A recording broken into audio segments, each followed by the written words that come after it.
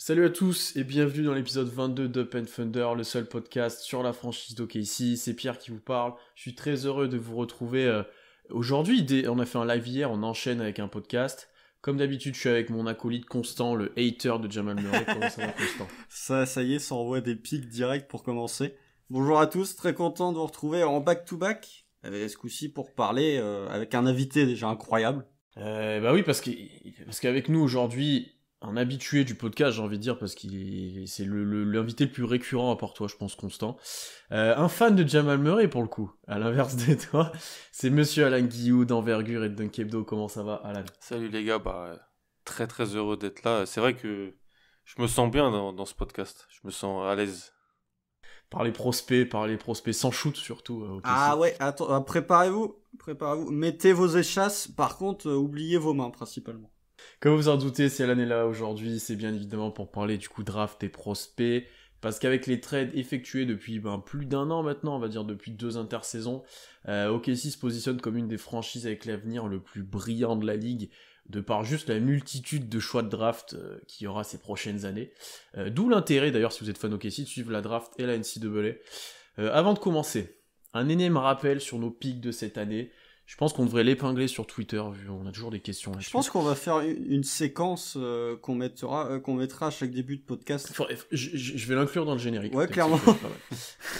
OKC aura les 2 meilleurs choix parmi son pick, celui du Heat et celui de Houston, qui est malheureusement protégé, top 4. OKC peut aussi avoir le pick de Golden State si les Warriors finissent dans les 10 meilleurs bilans de la ligue. Donc potentiellement 3 choix de premier tour pour le Thunder, à différents niveaux, des choix aussi qui peuvent être tradés pour monter à la draft. Donc du coup, j'ai demandé à Alan de nous présenter quelques prospects de un peu tous les niveaux de la draft, des gars qu'il aimerait bien voir chez nous, des gars qu'il aime bien aussi. Donc c'est ce dont on va parler aujourd'hui. On va bien entendu commencer par le top 5, parce que ça reste une possibilité pour OKC, notamment via trade, d'avoir un choix dans le top 5. Alan d'abord, depuis quelques temps, on a un gros débat avec notre commu, notamment lors des lives sur Cade Cunningham, annoncé numéro 1 par presque tout le monde.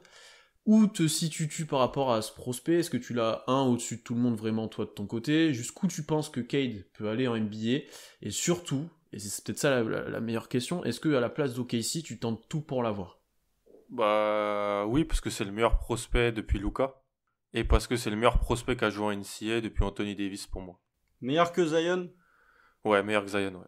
Meilleur que Zion, et il y a peut-être juste Ben Simmons sur sa saison freshman à LSU qui m'a autant impressionné visuellement et statistiquement.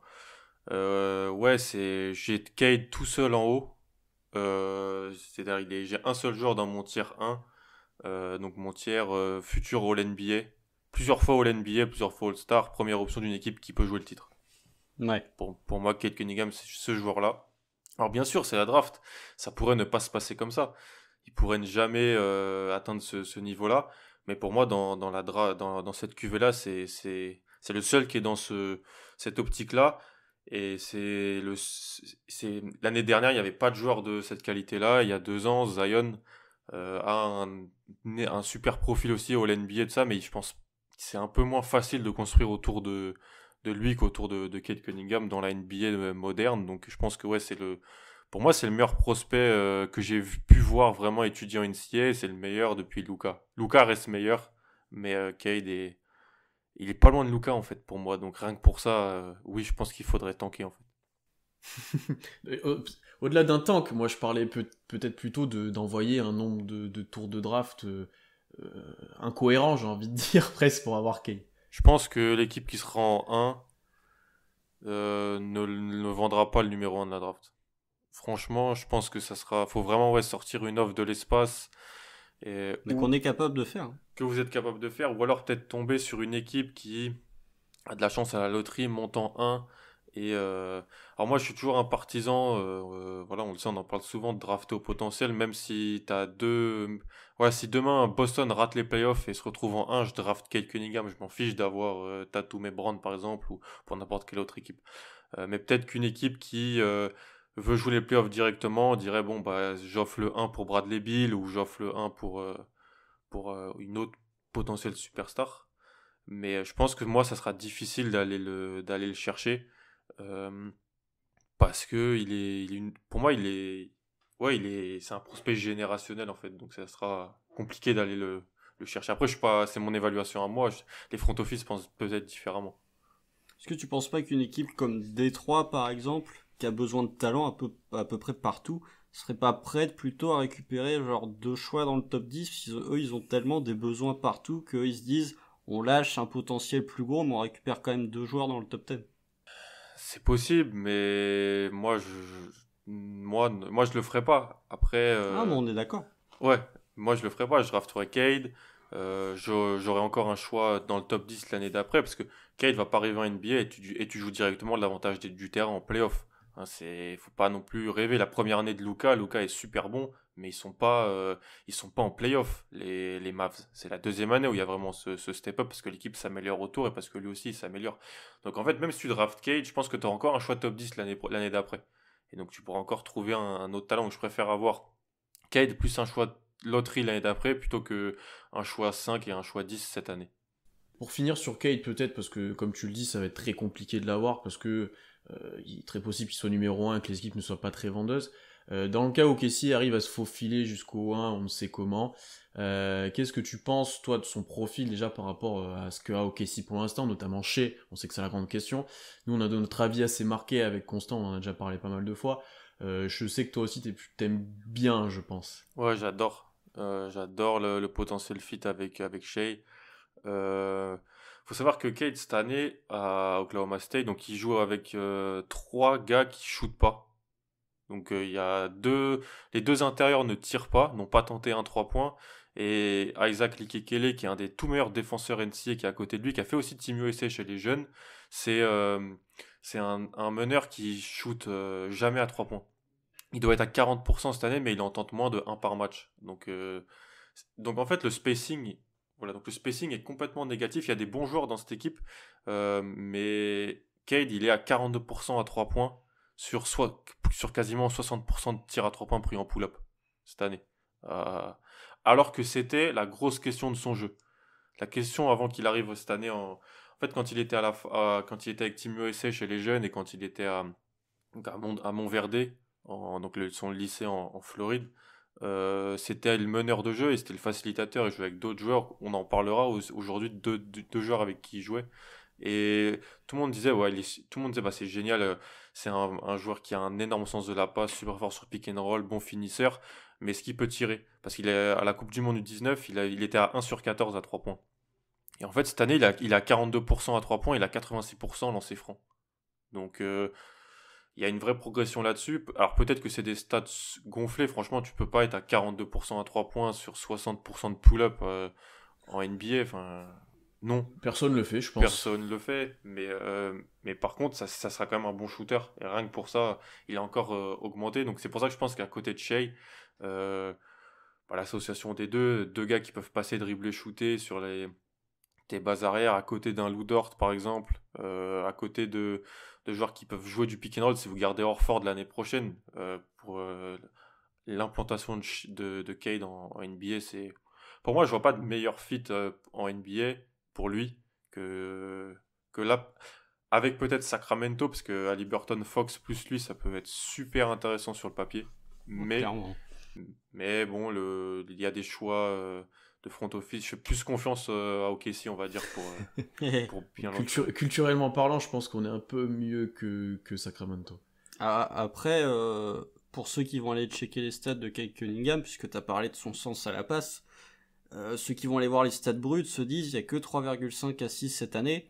Je pense que typiquement, Alan va le confirmer, en potentiel passe décisive, si les joueurs mettaient dedans, il y en aurait beaucoup plus. Ouais, voilà, mais ça c'est vraiment pour tous les prospects en fait. C'est pour ça, c'est la limite des box scores et des stats bruts. Et après, c'est très important. Après, il faut regarder les matchs en entier. Et donc c'est là où on voit le seul souci de Cade pour l'instant, c'est les pertes de balles. C'est son seul problème en fait. Il fait trop de pertes de balles. Et il tente des passes un peu casse-croûte. Des fois, il perd la balle et tout. C'est vraiment son seul. Il y a aucun prospect n'est parfait. Et même si j'adore Cade, dès que je l'excuse pour certaines pertes de balles, il en perd encore trop des ballons.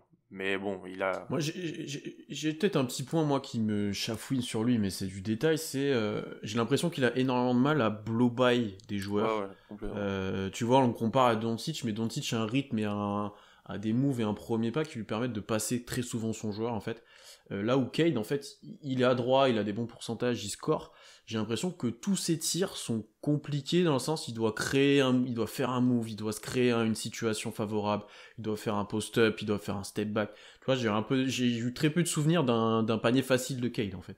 Non, ça c'est vrai. Il n'a pas un premier pas élite, mais il a un sens technique et un handle pour sa taille vraiment super intéressant. Surtout que voilà, vu qu'il est grand, bah, il a appris à poster. Il a un jeu au poste intéressant. Ensuite, il peut voilà, faire une passe ou terminer ou même faire des hooks ou des choses comme ça. Mais après, oui, si tu lui mets un défenseur vif, il aura du mal à le battre sur le premier pas. Mais il a le handle pour quand même se créer de la séparation. Après, ouais, c'est pas un mec qui se crée de la séparation comme Anthony Edwards ou Jalen Green. J'avais une question, moi. C'est juste, défensivement, tu vois, tu parlais de son manque de vitesse, est-ce qu'il va être capable de tenir typiquement des joueurs rapides, qui ont un premier pas rapide? Oui, mais je le préfère loin du ballon sur ces joueurs-là que sur le ballon. Pour moi, d'ailleurs, c'est pour ça que c'est pas tu vois, le qualificatif meneur, pour moi, c'est pas un meneur parce qu'en fait, avec les postes actuels, je te qualifie plus au niveau poste par ce que tu défends plutôt par ce que tu fais en attaque. Son rôle offensif, c'est porteur de balle, pas meneur, c'est un porteur de balle. Et en défense, il est très bon sur les aides, très bon loin du ballon, il est très actif, il a un très bon œil. Et contre les ailiers, ça se passe très bien. Si tu le mets, oui, dans la NBA 2021, contre tous les guards super athlétiques et tout, ça va être plus compliqué, je pense. Mais il peut le faire. Et pour moi, c'est pas ce qu'il faut non plus lui demander. Pour ça j'aime bien à côté d'un Shea, j'aime bien à côté d'un Fox, j'aime bien à côté d'un, je sais pas si Même Memphis, d'un Dort, hein. voilà, d'un Dort, des choses comme ça. Donc c'est plutôt, j'aimerais un guard vif à côté de lui, que ce soit offensivement ou défensivement. D'ailleurs, si vous suivez un petit peu les mocks, etc., Cade est souvent défini comme porteur de balle ou ball handler en poste. C'est assez drôle. C'est le seul joueur que j'ai vu. Initiateur jumbo, c'est le nouveau mot américain. Ouais, voilà. On va aborder maintenant le reste du top 5, parce que tu nous as dit que Cade était bien au-dessus de tout le monde, mais après, on a un peu tous l'impression qu'il y a 4 autres joueurs qui se détachent, peut-être un cinquième qui vient peut-être se greffer, mais de notre côté, plutôt 4. Bien sûr, Kuminga, Green, Suggs et Mobley. Moi, j'ai Mobley en 2. Je pense que Constant a Kuminga. Comment tu te situes, toi, par rapport à ces 4-là, que tu as beaucoup plus vu jouer que nous, notamment Green? Je sais que tu as regardé ses matchs en FIBA, par exemple. Tu suis pas mal Suggs avec Gonzaga, etc. Comment tu te situes par rapport à eux? 3 des 4, déjà, on les a déjà vus en FIBA. Mobley, Green. En fait, Cunningham, Mobley, Green, Suggs étaient avec donc Scottie Barnes et Zaire Williams, champions du monde du 19, avec Team USA, alors qu'ils avaient que 17 ans. Il y avait 6 gars surclassés et 6 gars plus vieux, dont Tyrese Haliburton et Kira Lewis, donc dans cette équipe. J'adorais cette équipe, franchement, cette équipe, elle était Des super. beaux petits prospects, hein. Ouais, cette équipe, elle était super à voir. Et ils ont défoncé tout le monde. Et Mobley avait pas trop joué parce qu'il était un peu blessé et il avait des soucis. C'est un peu... Moi, Mobley, c'est celui que je préfère, mais c'est celui qui est peut-être le moins en phase avec drafter un joueur en 2 en NBA en 2021, donc vis-à-vis de son poste et de comment on construit autour de lui. Quant à Kuminga, c'est celui qu'on connaît le moins, parce que déjà c'est un joueur qui s'est reclassé. Normalement, en vrai, c'est un joueur qui aurait dû être présent dans la draft 2022, mais il a pu se reclasser dans la 2021. Et il a eu des problèmes de genoux au lycée qui font qu'on l'a pas trop vu au lycée, et on l'a pas vu pendant un long laps de temps, avant de le voir là, avec l'équipe G-League. Et Suggs et Green, on les connaît très bien. Ça fait longtemps qu'on sait que voilà, dans la draft 2021, il y aura des arrières, des combo guards en gros, combo guard complet. Jalen Suggs, lui, était titulaire avec Team USA. Il jouait off-ball avec Haliburton et Cade. Son rôle, c'était que de shooter. Et Green, c'était pareil, lui, il sortait du banc. Mais Green, lui, c'est vraiment... Tout le monde connaît Jalen Green, en fait, hein. Tu vas sur Twitter, ça fait longtemps qu'il est connu. Parce qu'il il est triple médaillé avec Team USA. C'est un joueur highlight, c'est un joueur qu'on connaît bien. Mais c'est pas que ça. C'est un vrai joueur de basket. Donc pour moi, c'est 4 super prospects. C'est 4 prospects qui seraient partis l'année dernière où il y aurait eu débat avec Lamelo pour moi. Mais c'est 4 joueurs super intéressants. 2 en G-League, 2 en NCAA. Donc les contextes sont pas pareils pour les évaluer et ça rend les choses intéressantes. Bah, pour le coup, t'as dit, Pierre, que j'avais Kuminga en 2. Je pense pas. Je pense qu'il doit être 3. Je mets quand même Jalen Green en 2. Pour rejoindre Alan, pour parler de Mobley, je suis extrêmement... C'est pour ça que je le mets en dessous. Parce que, effectivement, Alan, en plus, t'es l'un des premiers à parler du fait que ça sert à rien de drafter en haut des pivots. Surtout dans la NBA actuelle. Sauf si c'est des pivots qui peuvent être générationnels. Sauf si c'est des pivots qui peuvent être générationnels. Mais pour l'instant, Mobley, même s'il a un très bon sens à la passe, il y a quand même un point sur lequel, quand on parle de pivot générationnel, typiquement Jokic, Karl Anthony Towns, des pivots modernes, il y a un point sur lequel ces joueurs-là sont actifs, c'est le tir à 3 points. Ce qui pour l'instant n'est pas le cas de Mobley. Et quand tu vois ses pourcentages au lancer, 70%, ce qui est correct, mais ça laisse pas présager que ça va être un énorme shooter. Donc c'est pour ça que moi je le mets un peu plus bas, que je préfère privilégier des meneurs arrière, des combos avec Suggs, des arrières avec Jalen Green ou des 3-4 avec Kuminga. Pour ce qui est de Suggs, je pense que, comme on en a parlé en off juste avant, le contexte peut l'aider grandement, le contexte à Gonzaga, qui est peut-être l'une, si ce n'est la meilleure équipe NCAA de l'année. Pour Jalen Green, qui est un joueur dont je trouve qu'il a beaucoup de potentiel, et dont j'étais un petit peu médisant en début de saison en disant vivement le moment où il va rentrer ses shoots. Faut constater qu'avec la G-League, il est à 37% pour quasiment 6 tentatives, c'est plutôt correct, même si j'ai pas tout vu de lui clairement. Après, mon vrai chouchou, je pense que c'est Kuminga, effectivement. Comme tu l'as dit, il y a des red flags sur ses genoux qui peuvent inquiéter. Je pense que des 5 dont on a parlé, c'est celui qui est le moins prêt, qui est le moins NBA ready, qui est encore le plus gros diamant brut. Par contre, le potentiel est très intéressant. Pour moi, c'est un espèce de mix entre Jaylen Brown et Jimmy Butler. J'ai l'impression que Kuminga, défensivement, il est au-dessus de tous ceux dont on a parlé actuellement. Mais vraiment un cran au-dessus. Pour réagir, moi, j'ai Mobley en 2. Parce que justement, je considère que ça peut être un pivot générationnel, je ne sais pas, mais un pivot moderne et ce genre de pivot que tu peux justement drafter dans le top 5 ou très haut à la draft. Je suis d'accord avec Alan sur le fait que drafter un pivot haut, si c'est un rim runner, ça n'a aucun intérêt.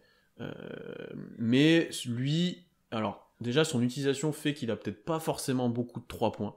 Pour avoir regardé un petit peu les matchs ou les highlights, tu vois, il y a peu de situations où en fait il se retrouve au large et les presque seules situations c'est du trailer, j'ai l'impression. Après, par contre, on va le libérer plutôt sur du jeu poste bas ou des alley-oop ou un jeu poste haut où là il a montré des bonnes choses à la création qui sont très intéressantes et qui d'ailleurs fitterait bien au KC dans le système qui est mis en place actuellement. En plus, ses mensurations, alors il est très fin, mais par contre en termes d'envergure et de taille, je trouve ça idéal pour ce type de joueur. Et après, j'ai pas souvenir, je sais pas dans quelle mesure Embiid, par exemple, tirait à 3 points au moment de sa draft. Alors, c'était pas le même profil, voilà, mais... Après, est-ce que tu considères que Embiid est un vrai shooter à 3 points cette saison, oui. Il est fort, mais... C'est vrai aussi. Ou un Towns, par exemple, aussi, on peut le mettre dans cette catégorie-là. Voilà pourquoi moi je l'ai en 2. J'ai... Kuminga, j'attends de voir, effectivement, c'est peut-être celui qu'on a moins vu, et j'ai un petit... red flag avec Suggs, parce que j'ai l'impression que physiquement en NBA ça peut être dur, notamment défensivement, et vu comment est construit actuellement le Thunder, j'ai pas envie d'avoir un joueur que tu peux cibler directement via des switches, etc. Quand t'as Shea et Dort déjà potentiellement sur le backcourt ou en 2 et 3, moi ça me dérange pas d'avoir un autre meneur assez grand et physique pour compléter ça, où tu peux switcher presque sur toutes ces positions là. Ouais. Mobley, la comparaison facile, c'est Triple J, en fait. C'est Jaren Jackson. Mais Jaren Jackson, c'est peut-être le meilleur shooter pour sa taille que j'ai vu, que j'ai pu évaluer. Même si la mécanique était pas belle, c'est impressionnant sa réussite au tir. Parce qu'il tirait déjà, en fait, à Michigan State Towns, il tirait pas. Il jouait 4 avec Willie Cauley-Stein et dans la peinture à Kentucky. Ouais, après le système Kentucky est pas évident pour retranscrire en NBA. Mais... Complètement. Il met pas en valeur les joueurs, mais il permet de gagner des matchs, sauf cette année. Mais voilà, Evan Mobley, ouais, c'est défensivement son profil à l'intérieur, il est impressionnant. J'ai tweeté un truc, c'était fin novembre, je crois. J'ai dit Evan Mobley, c'est le joueur que les gens pensent que James Wiseman est en fait. Je me souviens de ça, j'hésitais à te citer. La petite pique à Wiseman envoyée. Et en fait, c'est peut-être pas une pique, mais pour moi, c'est une vérité, parce que Wiseman a des mensurations incroyables, mais il les utilise pas encore très très bien.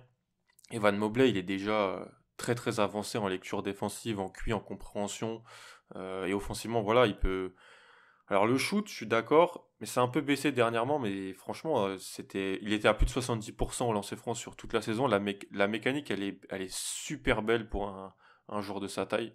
Après, son souci, pour moi, c'est peut-être physique. Il a des hanches très hautes, il est fin, il se fait un peu, contre des intérieurs NCAA grands, il se fait un peu pousser, tasser. Mais comme tout intérieur de USC, il est jamais servi, parce que le niveau de guard play de USC est horrible. C'était pareil avec Okongwu l'an passé. Ils sont jamais vraiment mis en avant. Ça sera que mieux en NBA. Kuminga, il a très bien commencé la G League, et depuis c'est un peu, il mettait moins dedans. Il a fini à 16 sur 65 à 3 points, 30 sur 48 au lancer. Donc moins de 30% et moins de 70% au lancer franc.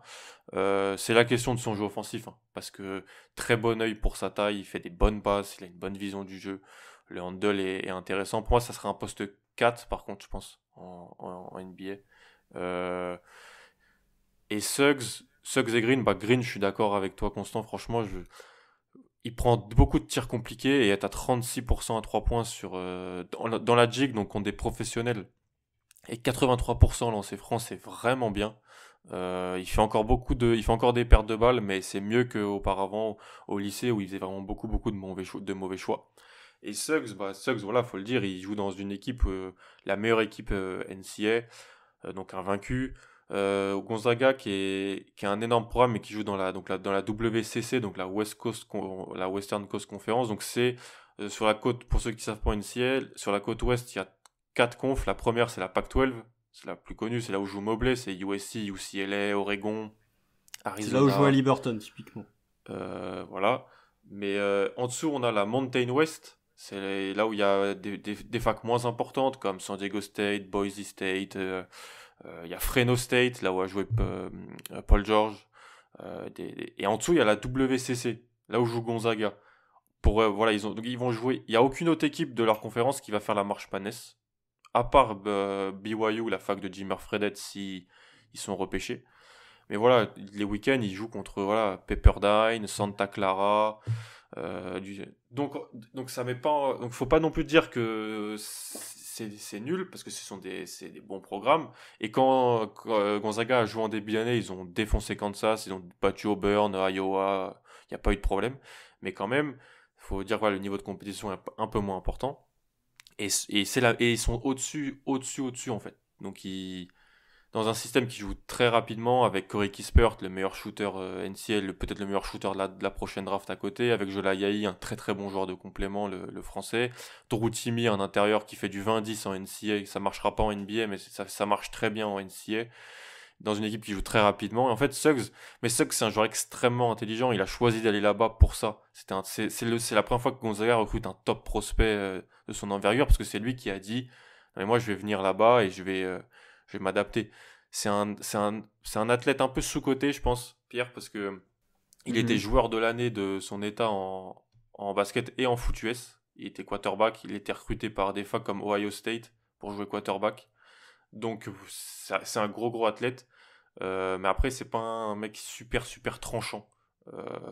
Moi j'aime beaucoup la comparaison de Mike Schmidt. J'aime pas tout le temps tout ce qu'il dit, mais avec Jrue Holiday, j'aime vraiment cette comparaison pour lui. Ça veut dire que je pense que ça peut être un très bonne deuxième option dans ses meilleurs jours. Mais j'ai du mal à voir une attaque NBA menée par Jalen Suggs être compétitive. Okay. Si c'est physiquement Jrue Holiday, c'est correct, effectivement, en termes athlétiques, effectivement. Mais après, Suggs, tu vois, il peut avoir ce côté deuxième meneur ou deuxième créateur que n'a peut-être pas pour le coup Jalen Green. Jalen Green, c'est vraiment, oui, c'est un gros score de pull-up. Voilà, les comparaisons qui reviennent souvent, c'est assez simple, hein, c'est Bradley Beal, Zach LaVine, hein. C'est les choses simples des postes 2, super athlétique, fort sur le premier pas et bon scoreur. Moi, il me fait un peu penser à Mitchell, Donovan Mitchell, en plus long, plus longiligne, mais dans la manière dont il a se créé la séparation, avoir un bon dribble, un bon sens de gravité vers le bas pour ensuite aller au cercle. Mais c'est ce genre de joueur, c'est un combo guard qui peut tourner à 25 points en NBA. Après, est-ce que l'efficacité suivra? Est-ce qu'on peut gagner? Est-ce qu'il sera assez bon à la passe, à la création pour ça? Ça va demander à suivre, mais c'est le joueur qu'on a pu le voir dans le plus de contextes.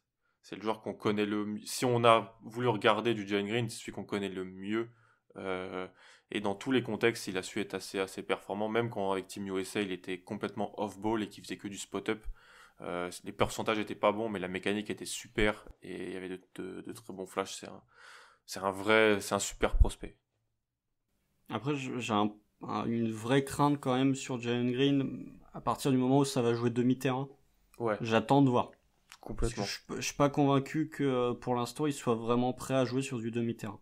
Je pense que la G-League pour le coup aide pas avec sa pace qui va à ce point-là. Bah, à part Cade, pour moi, franchement, aucun ball handler est vraiment trop prêt à jouer sur demi-terrain encore dans cette draft, hein. Mais c'est normal. C'est l'année dernière, si la Melo était prêt à jouer sur demi-terrain, mais des ball handlers comme Kira Lewis, ou comme Anthony Edwards, ils sont pas prêts à jouer sur demi-terrain encore. On va enchaîner, on a fait pas mal le top 5, donc ça a permis d'avoir une petite idée d'un peu tous ces Ce prospects. serait bien que vous soyez dedans. Oui, on a espoir, parce qu'il y a quand même un petit gap avec les joueurs qu'on va aborder maintenant, qui sont plutôt des joueurs de fin de loterie. Il y a un gros top 5, après c'est moins homogène que l'année dernière, j'ai envie de dire. Qu'est-ce que qui te plaît en fait dans cette fin de loterie? Tu nous as déjà donné un petit peu des noms. Qui te paraît très intéressant? Le plus sous-coté et sous-utilisé, c'est Keon Johnson, donc de Tennessee. J'adore. Donc je l'ai 7 pour l'instant, mais je pense que je vais peut-être encore le monter. Il va falloir que je vois.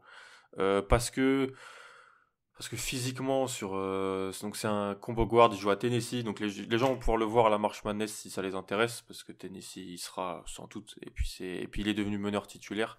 Tennessee a commencé avec ses 2 meilleurs recrues sur le banc, alors que c'était ses 2 meilleurs joueurs. Donc c'était un peu bête. Et puis maintenant, des fois ça marche comme ça en lycée. Et puis maintenant, les 2 sont titulaires, donc c'est Keon Johnson et Jaden Springer. Si Springer se présente à la draft, il sera le plus jeune.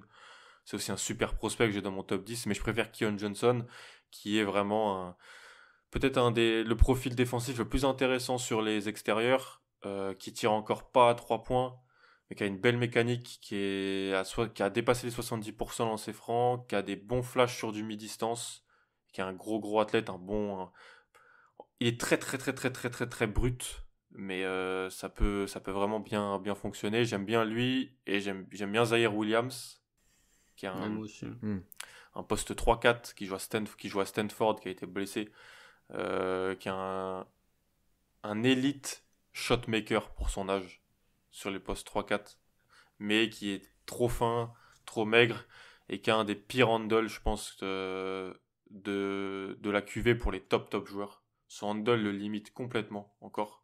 Et c'était déjà le cas à la fin. Et avec son handle limité, il arrive à être un bon shotmaker.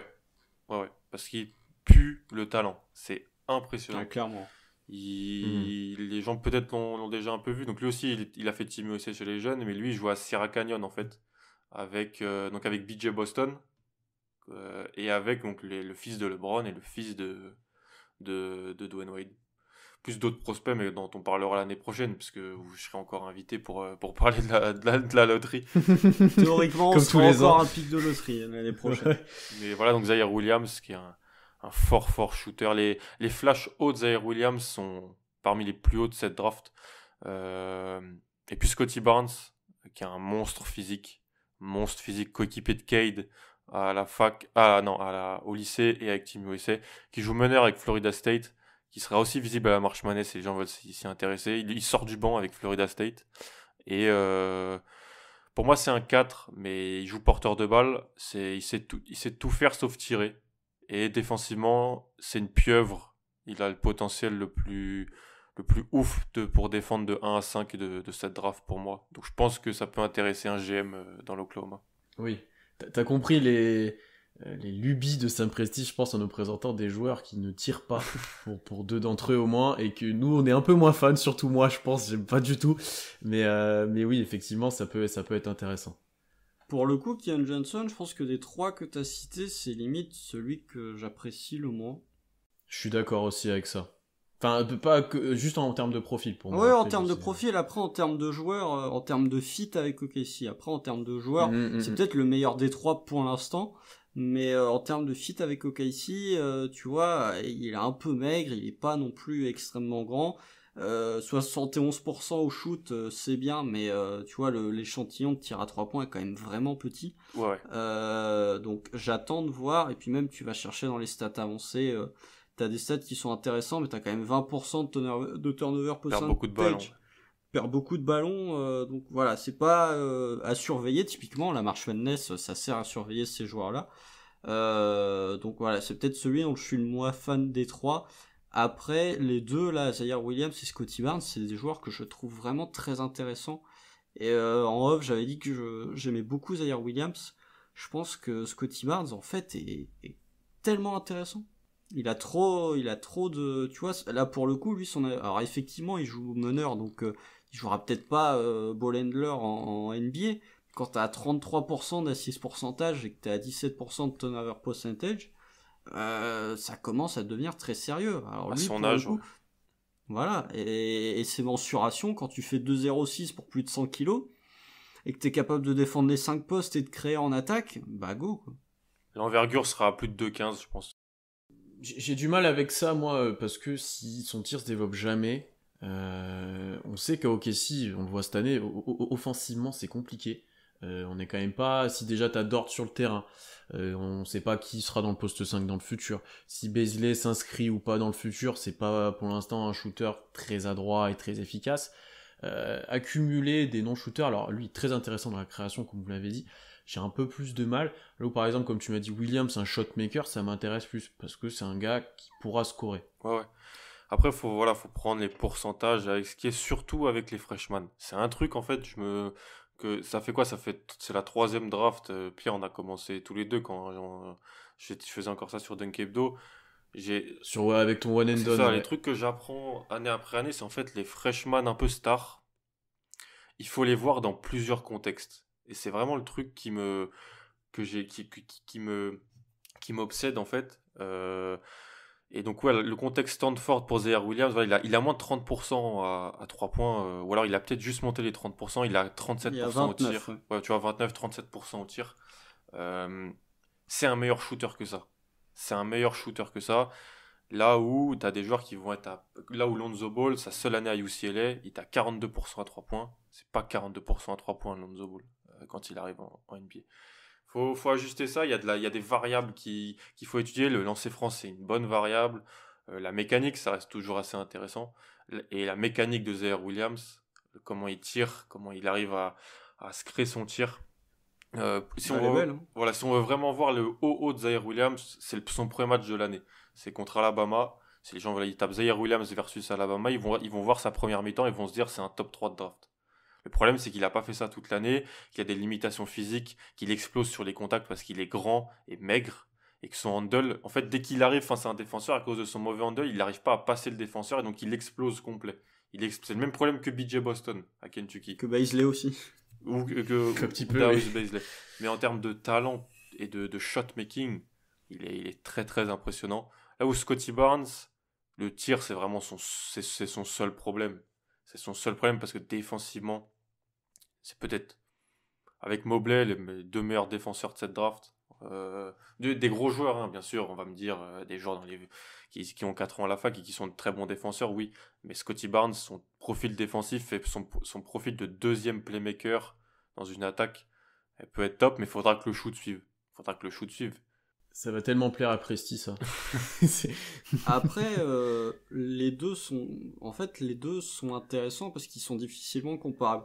Tu vois, sur le tir, Zaire Williams, les deux sont à 29 et 26% à 3 points, à différence près que Zaire Williams est à 80% à 3 points, et qu'il en tente 4 par match des tirs à 3 points. Là où Scottie Barnes est à 57% au lancer, Ouais, et au lancer, tente ouais. moins de 2 tirs à 3 points par match. Mm. Donc c'est des comparaisons qui sont différentes au niveau de leur tir, tu peux pas vraiment les comparer. Là où juste je rebondis sur ce que t'as dit, Pierre, Barnes, effectivement, c'est jamais bon de collectionner des joueurs qui savent pas shooter. Mais en fait, c'est son seul défaut. Parce que si tu te retrouves... Alors effectivement, s'il sait pas shooter, c'est compliqué. Mais si tu te retrouves avec un joueur qui est capable de défendre les 5 postes, de driver un minimum et d'être un très bon créateur, son tir, effectivement, va être problématique. Mais c'est pas non plus... c'est pas les athlètes qu'on a draftés ces dernières années, quoi. Après, t'étais l'un des premiers à me dire que avec Shea, qui est pas forcément élite à 3 points, mais qu'il a des très hauts pourcentages, avec Dort, avec Baiser, etc., tu voulais quand même du shoot. Oui, je suis d'accord. Je te cite. Non, mais pour dire aux gens... Après, je suis d'accord avec toi qu'il y a d'autres qualités à avoir que juste du shoot. Sinon, on en parlera peut-être plus tard. Tu draftes Corey Kispert, ça c'est simple. Mais effectivement, il y a d'autres qualités, etc. Mais moi, c'est une chose que je regarde de plus en plus, c'est parce que je suis traumatisé d'années à OKC où tu jouais avec 3 non-shooters sur le terrain. Et c'était injouable en fait. Et quand tu vois la NBA moderne, là cette année on est en 5 out presque sur la moitié du temps et on joue. Et mine de rien, ça, bien qu'on soit une mauvaise attaque, ça te libère plein d'espace, ça te donne des tirs ouverts, etc. Oui. Bah après, j'ai pas dit non plus qu'il fallait faire un 5 composé que de non-shooters.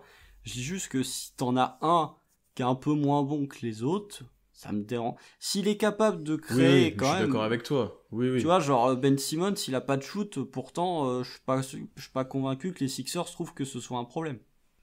Ça dépend quand. Ça dépend quand. Il y a un moment, c'était un peu un problème quand même. On en reparlera en mois de mai. Oui, mais en fait, je suis dur avec lui parce que ça se trouve en plus son tir cliquera en NBA. Mais effectivement, c'est peut-être pour ça que je préfère juste un Williams sur ce qu'on a présenté. Mais la mécanique de Williams, c'est vraiment belle. Ouais, la mécanique de Scottie Barnes lui permet pas encore d'en prendre en pull-up. Hein. Faut le dire aussi. Hein. Mais aussi parce que quand il était à la c'est la première fois qu'il a autant le ballon en main. Et on revient sur cette histoire de contexte. Si vous le draftez à OKC, il n'aura pas la balle en main tout le temps. Et en fait, avec Team USA et à Montverde, il l'avait pas parce que c'était Cade qui avait la balle. Ouais. Il a toujours joué avec Cade Cunningham, Scottie Barnes. Donc, ce qui est pas mal. Ce qui est pas mal. Et avec Haliburton avec Team USA. Il était avec ces deux-là, ça se passait très très bien pour lui.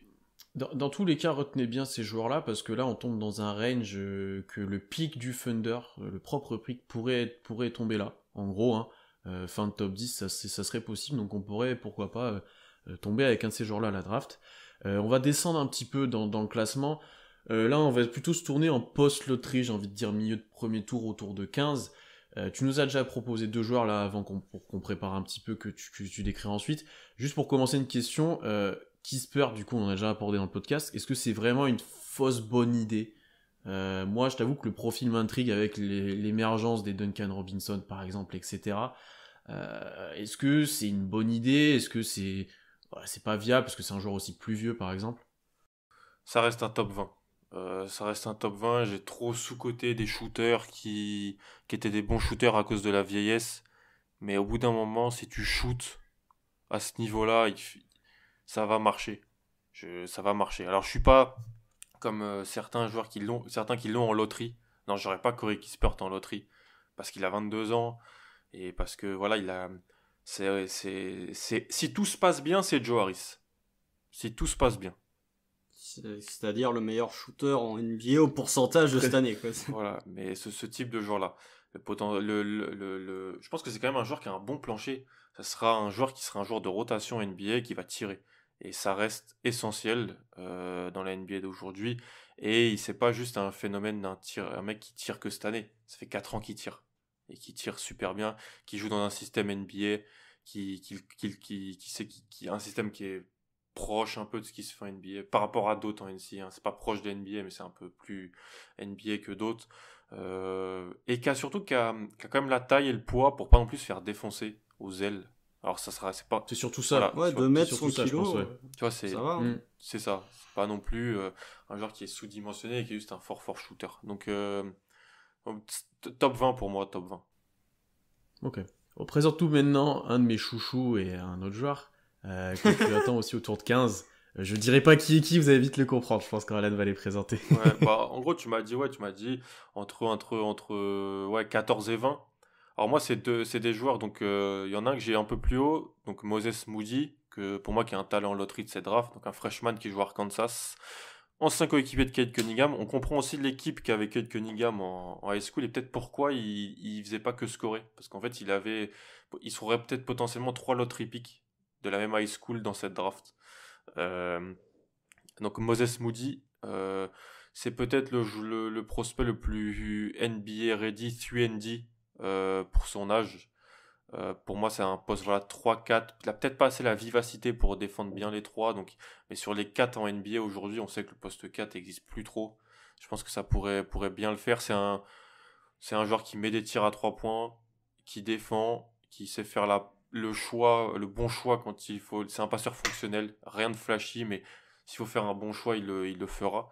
Et il sera aussi à la Marshmallows dans une belle équipe d'Arkansas qui joue un beau basket. Et l'autre, c'est Greg Brown. Donc c'est pas un joueur de basket, mais c'est un. mais concours de dingue, plus par contre. Mais c'est un ovni physique. Donc qui joue poste 4 du côté de Texas, qui sera aussi à la Marshmallows. Ce qui est bien cette année, c'est qu'ils seront vraiment quasiment tous à la Marshmallows, hein, sauf souci. Des fois, on a un peu cette. S'il y avait eu une Marshmallows l'an dernier, on n'aurait pas eu Anthony Edwards ou peut-être Kira Lewis, on l'aurait pas eu. C'était un peu frustrant. Là, on va en avoir beaucoup. Donc voilà, Greg Brown, poste 4. Lui, il dit qu'il veut jouer poste 3. Certains pensent que ça peut le faire. J'ai un peu plus de mal parce que c'est super, super, super, super brut dans tout. Donc dans les choix balle en main. C'est une stat que j'ai tweeté. Je crois qu'à un moment, il était à une passe décisive pour 25 pertes de balles sur la saison. Hamidou Diallo Ouais, je vais aller vérifier à combien il est maintenant. Parce que Ce qui est faux maintenant, Diallo a un ratio positif. Non, mais à l'époque. Il est à 10 assists pour 53 turnovers. Voilà. Wow. Voilà. Donc, alors après, voilà, les box scores ne font pas tout, mais la visualisation montre aussi qu'il voilà, n'a pas un très bon sens de la passe. Mais c'est un athlète incroyable. Et donc, en fait, c'est un joueur qu'une équipe va aimer, va prendre et va modeler. Un mec comme Chad Ford, la 6e sur son big board. Donc, ce qui est haut, mais en fait, je dis pas que je donne de l'intérêt à ce que dit Chad Ford, mais Chad Ford, il discute avec beaucoup de gens qui travaillent avec des front office NBA. Donc, je pense que je pense que la NBA est haute sur Greg Brown. Peut-être pas comme nous. Bah, moi, j'avoue que 10 assists, 50 turnovers, ça me... Ouais. Et très brut et pas basketteur, ça m'embête un peu en fait. On a trop eu ça, j'ai l'impression. C'est ça. Après, un athlète comme ça, on n'en voit pas souvent, faut le dire quand même. Après, Moses Moody, je sais pas ce que t'en penses, mais il fait un peu penser à Saddiq Bey en fait. Au niveau du range, au niveau de la description que tu me dis, un joueur qui peut jouer 3-4, un passeur fonctionnel, capable de shooter, il me fait un peu penser à Saddiq Bey. Ouais. Et quand on voit ce que Saddiq Bey fait en NBA actuellement, je trouve que c'est un joueur plutôt intéressant. Après, je le trouve il est un peu maigre, tu vois, il fait 92 kilos à 98 pour jouer 4. Je trouve que c'est un peu insuffisant, j'ai envie de dire. Il est un peu petit pour jouer 4. Hein. Quand tu fais moins de 2 mètres... C'est son seul peut-être souci. Il est un peu petit pour jouer 4, mais il est pas assez athlétique et tout pour, je trouve, tenir des 2-3. Donc c'est un peu un problème dans sa visualisation défensive. Dans sa projection offensive, ça va marcher en NBA, j'en suis sûr. Bah, le tir est soyeux. Hein. Je t'avoue, c'est ça qui m'a plu à la visualisation. C'est beau, balle en main, ça a l'air quand même fluide, etc. Enfin, de ce que j'ai vu visuellement, là, c'était assez fort. Après, encore une fois, défensivement, c'est peut-être un peu plus compliqué. Comme l'a dit Constant, après, tu t'étoffes toujours quand tu rentres en NBA. Ouais, mais en taille... Oui, en taille, tu grandis pas trop, normalement. Tu t'étoffes toujours, par contre, on espère notamment pour beaucoup, d'ailleurs, que ça sera le cas. Ouais, moi, j'aime bien ce profil-là, j'aime vraiment bien. Je serais content, disons, si on le draft, de ce que j'ai vu pour l'instant, avec un choix dans ces eaux-là. Bah, ça peut être bien, enfin, à côté en fin de loterie, d'un meneur, un ball handler comme Shea. Tu vois, à la place de Justin Jackson, tu mets Moody, t'es bien. Ouais. Puis, il est jeune, c'est un freshman, hein. Ouais. C'est un joueur de première année. C'est ça qui est intéressant aussi. Ok, on continue de descendre, on va arriver vers la fin de premier tour. Cette fois, on sera plutôt dans le cas où le pic des Warriors nous arrive, on va dire, donc entre 21 et 30. Là aussi, plusieurs joueurs, différents profils, là, tu nous as donné. Parle-nous un petit peu notamment de Aaron Henry, qui a l'air d'être aussi pas vraiment un basketteur. C'était méchant, avec mon chouchou. Ouais, j'en ai pris 3. Bon, Isaiah Jackson, parce que c'est un joueur de volley. Et parce que j'ai posté des clips de lui hier, si les gens veulent aller voir sur Twitter. Il est à 13% de contre en NCAA cette année pour un freshman. C'est un bon joueur de volley. C'est un athlète incroyable. Vraiment. Il joue poste 5, il joue poste 4 avec Kentucky, mais je pense que c'est un 5 qui fait à peu près 2m8, à peu près 2,20 d'envergure. Il peut défendre en switch et protéger le cercle. Fin de premier tour, si je dois drafter un intérieur, c'est sur ça que je vais. En plus, il est jeune, c'est un freshman. Et il est à plus de 70% de lancer franc. Donc voilà, ça c'est vraiment... 80. Ouais, c'est vraiment un... de plus en plus, je regarde, de plus en plus j'aime. Et après, j'ai pris deux potentiels 3&D en fin de premier tour, parce que c'est ce que je draft moi en fin de premier tour. Donc Aaron Henry, 3e année du côté de Michigan State, 3&D gaucher. Les pourcentages à 3 points le desservent un peu, je trouve que c'est un meilleur shooter que ça. Et surtout défensivement, c'est un énorme défenseur. Et il sait faire des choses en attaque. Il a un handle, il peut faire des step back, il peut tirer en sortie de dribble, il se déplace bien sans ballon. Il est très intelligent. Et Chris Duarte, donc le Dominicain de Oregon, qui en fait est un parcours un peu atypique. Il est vieux, il a 23 ans, il a fait du JUCO, donc 2 ans, parce il a un parcours atypique. Et là, ça fait 2 ans qu'il est à Oregon. Et cette année, il a 45% à 3 points, plus de 80% lancé franc sur du catch and shoot. Il fait de la défense, il sait faire des passes. C'est un futur rôle. C'est un des meilleurs joueurs NCAA, ouais. Un des meilleurs joueurs. Pour moi, c'est un des meilleurs joueurs NCAA. Et c'est un... Oregon sort des bons role-players ces dernières années. C'est un bon système. Je dis pas que ça va être du Dylan Brooks ou des choses comme ça, mais c'est un joueur qui va faire une rotation NBA, j'en suis persuadé. Et il tire, il passe, il dribble et il est pas con. Donc en fin de premier tour, c'est bien. J'aime plutôt bien Isaiah Jackson, tu nous en parlais assez tardivement, mais je l'imagine à côté d'un 4 plutôt shooter, etc., grand, qui peut un peu tout faire, voilà, bon entendeur. Je pense qu'il est capable de protéger le cercle, je pense qu'il peut évoluer et défendre sur plusieurs postes. En off juste avant, je t'ai dit, est-ce que c'est pas un peu Precious Achiuwa? Tu m'as dit avec un peu plus de main, donc c'est encore plus intéressant. J'aime bien ce profil, en fait, ça peut être très utile. Et en fin de premier tour, pour le coup, c'est bien. Tu vois, je drafterai peut-être pas ça plus haut, mais en fin de premier tour, j'aime bien. Et après, je me pose la question pour un Chris Duarte, est-ce que c'est trop tôt pour drafter ce type de joueur ou pas? C'est la question que je me pose, parce que c'est pas un... Tu l'as dit, ça sera un free-and-D, peut-être role-player, qui sera très intelligent et pas négatif, etc. Mais est-ce qu'on n'est pas dans l'attente d'un plafond et de potentiel? Ah, complètement, si t'es en fin de premier tour et que t'as un freshman qui descend, un pari, voilà, quoi. est-ce que tu as le choix? Est-ce que tu vas est-ce que tu fais comme Portland qui a vu Nasir Little et Anthony Simons descendre et même Gary Trent et qui ont pris ces joueurs-là, ou est-ce que tu préfères ce qu'a pu faire Memphis l'an passé, prendre Desmond Bane et Xavier Tillman, qui sont 2 joueurs avec peut-être pas un fort potentiel, mais qui seront des bons joueurs de rotation NBA. C'est les choix des front office. Hein. Bah moi, pour le coup, je pense que des 3 dont vous avez parlé, c'est celui que t'as pas mentionné, Pierre, qui me plaît le plus. Parce que 24% d'assists pourcentage, 15% de turnover, si t'es capable de défendre en plus, moi je trouve ça toujours intéressant, tu vois. Alan, tu parlais de potentiel 3&D, c'est un 3&D qui est capable de créer en plus. En fin de premier tour, je trouve ça très intéressant. Je pense que typiquement son pourcentage à 3 points le dessert, parce que si son pourcentage à 3 points était plus haut, typiquement l'année dernière il était à 34%, je pense que si cette année il avait été à 34%, il serait plus haut, je pense, dans les boards. Moi je l'ai 18, tu vois, je l'ai 18, donc je l'ai voilà. plus haut que... Ouais, donc lui c'est déjà un prospect plus haut. Tu vois, donc très intéressant, moi je trouve. Après, Isaiah Jackson, oui, si tu veux, mais là pour le coup c'est plus un pic. Tu vois, si on a le pic du 8 par exemple, si le pic du 8 est 23-24, allons voir du côté d'Isaiah Jackson s'il est encore disponible. À peu près à la place qu'a été drafté Precious, quoi. Exactement. Ouais. Est-ce que le pic du X sera 23-24 ou plus haut? Parce que Ils peuvent remonter top 4 ils peuvent remonter, mais est-ce qu'ils auront quand même un bilan très supérieur, tu vois? C'est à voir, hein, c'est à voir. On Ils étaient peut sur une bonne présager série, qu'ils seront au moins dans le top 20.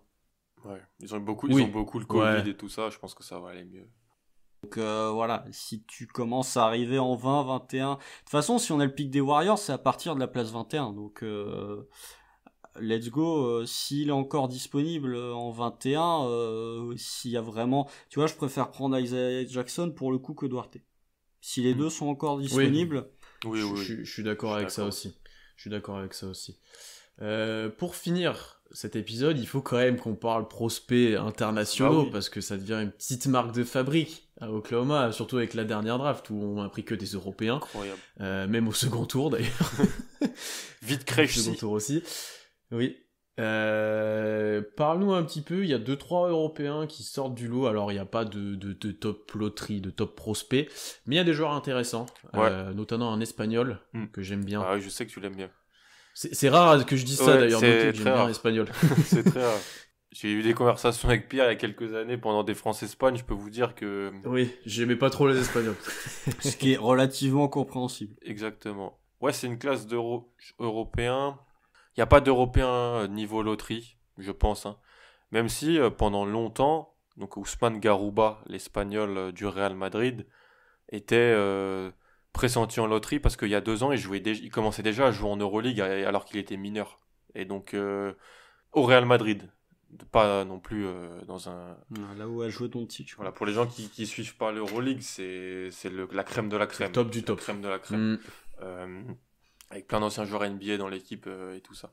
Donc on a Ousmane Garouba, on a des intérieurs en gros. 3 intérieurs qui sont pressentis au premier tour.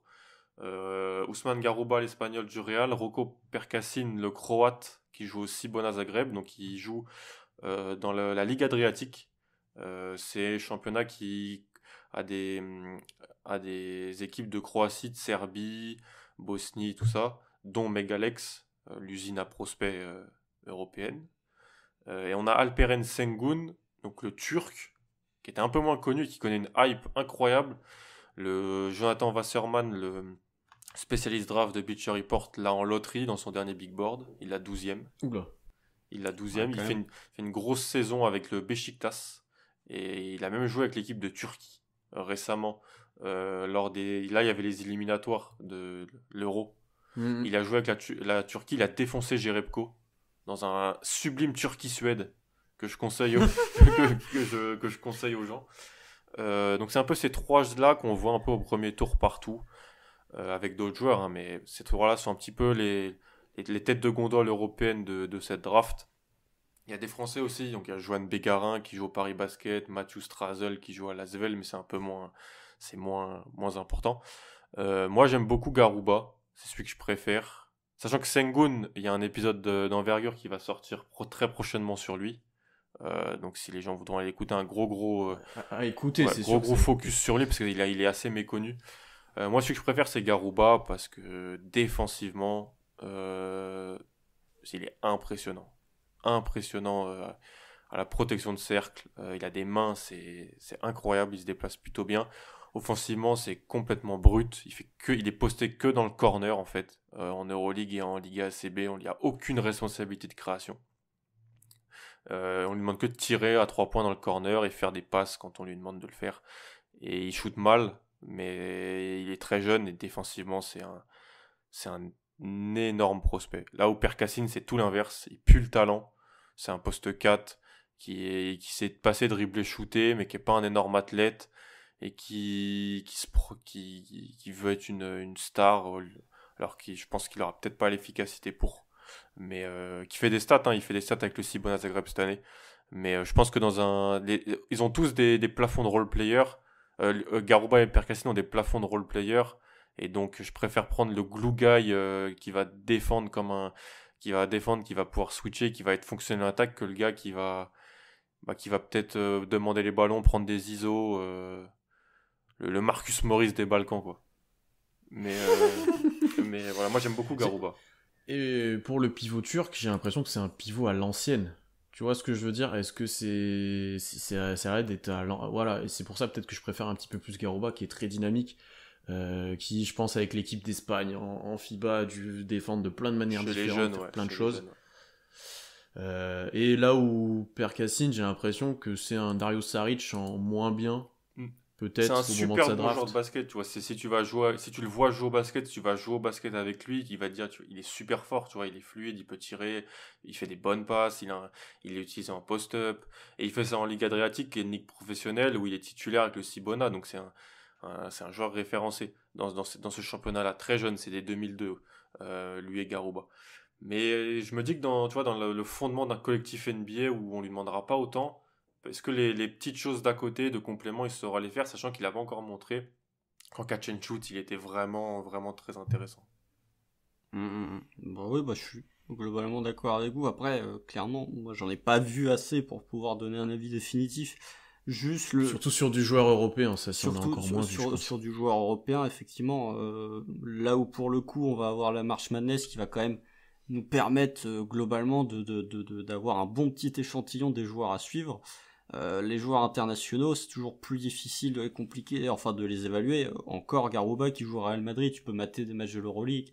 Là où mater des matchs du Cibona, Si les gens veulent, sur YouTube, il y a tous les matchs du Cibona en intégralité. Là, bon bah alors, mauvais exemple. voilà. Mais Donc, sur YouTube, on trouve tout maintenant. C'est vraiment génial.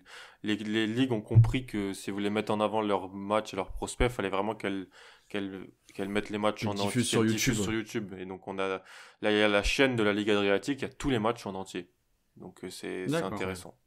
Je suis pas sûr que ce soit très intéressant à regarder en soi, par contre. Non, c'est intéressant à regarder pour un joueur. On regarde un joueur et puis voilà. Il y a des beaux maillots, il y a de la bagarre. Et il y a quand même Megalex qui est une usine à prospects avec Malcolm Casalon, le français, dans cette équipe qui sera drafté aussi cette année. et puis surtout, n'hésitez pas à aller voir ce superbe Turkey Sweat que vous a Exactement. conseillé Alan Oui. il y a 3 minutes. Exactement. Mais tout, Le niveau d'investissement pour aller voir des Turquie Suède. Mais il y avait Jonas Jerebko. Ça m'a fait plaisir de le revoir, moi. Je suis pas sûr. T'en avais un bon souvenir de lui à Boston, je suis pas si sûr que ça. Non. Bah, il met des tirs importants dans une série de playoffs contre les Cavs, je me rappelle, mais non.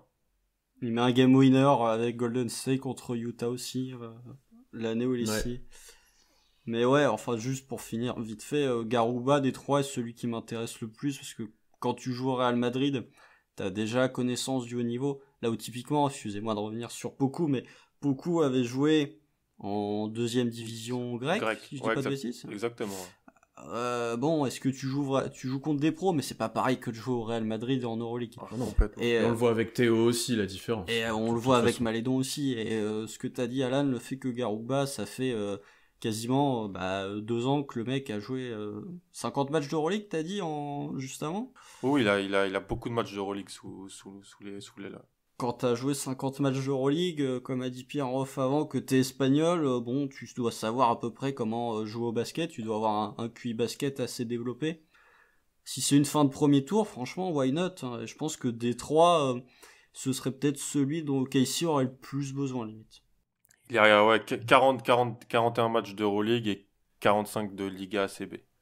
Voilà, donc... Ouais, t'as un bon background de basket et de compréhension des choses, je pense, quand tu fais ça. Ouais. Même s'il n'est pas toujours bien utilisé et mis en avant. Hein, mais le but du Real Madrid, c'est de gagner l'Euroleague et la Liga ACB. Donc, Donc, si tu joues dans ce contexte-là, c'est que tu prouves un minimum sur si le tu terrain. joues même que aussi. 15-20 minutes à cet âge-là, c'est top. Parce qu'à côté, il y a des joueurs comme Anthony Randolph, Trey Tompkins, des super joueurs, hein, des joueurs qui ont joué à NBA. Donc, c'est... Et ton ami Gabriel Deck, notamment. Je sais que tu adores l'équipe d'Argentine de basket, Pierre. Ouais, c'est encore une équipe que j'adore. Ça balance des blasts, là, attention. Merci Alan pour ce plaisir. premier vue d'ensemble de tous les prospects. Merci beaucoup d'être venu. Je pense qu'on aura l'occasion de t'avoir plutôt aux alentours de la draft quand on aura Après un peu la plus loterie. de précision sur nos choix. Après la Avec loterie, joie, ouais, avec exactement. Bien sûr, allez écouter Alan à Envergure pour tous les podcasts sur les prospects, leur site et tout. C'est chez eux que ça se passe en français. Il y a presque eux qui produisent autant et de aussi bonne qualité. Donc allez voir ce qui se passe. Allez voir aussi Dunk Hebdo, comme avec Tom, parce qu'Alan y participe aussi. Et on se retrouve très vite. pour un épisode dès la semaine prochaine. On parlera peut-être un peu plus de ce qui se passe sur le terrain. Là, ça fait 2 épisodes, on s'est éloigné un petit peu, mais voilà, c'était la bonne occasion de le faire, le All-Star Break. Abonnez-vous partout au podcast We Are Thunder. Laissez-nous des commentaires ou 5 étoiles sur Apple Podcast. À bientôt et salut.